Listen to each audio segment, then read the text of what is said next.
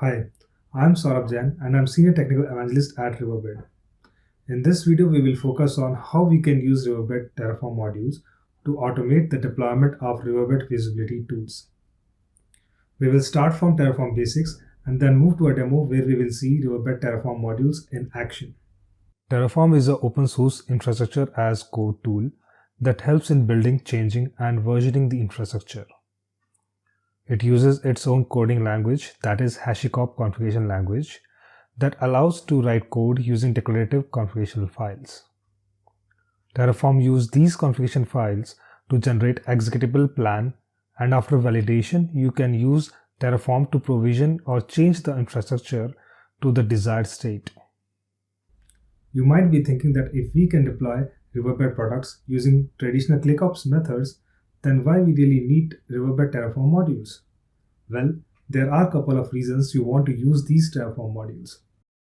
When compared to traditional ClickOps methods of deployment, Riverbed Terraform modules will reduce the provisioning time by automating the deployment of Riverbed visibility tools.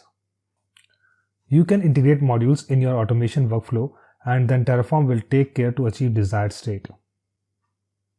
In a scenario where you want to have multiple instances of any Riverbed visibility tool in different environments like development, test, production, then you can use same module with different input sets and Terraform will take care of the deployment. Let's jump to a demo where we will see how we can use App Response Terraform module to deploy App Response in Azure. This is a GitHub directory for App Response Terraform module. We will clone this directory and use the available example.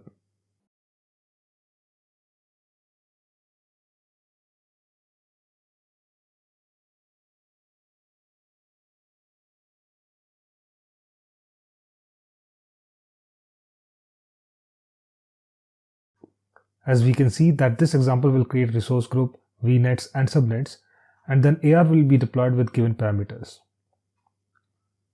Provide inputs to the module according to your environment. Then we will do Terraform init and then run Terraform apply command.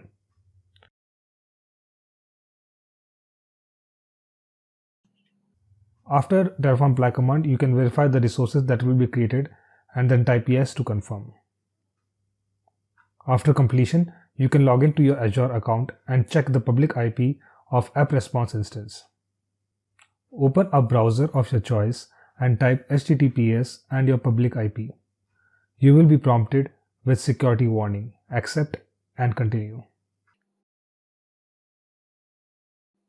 We can see the App Response login terminal. You can log in with the provided credentials, and yes, we can see the App Response running in Azure. Thank you.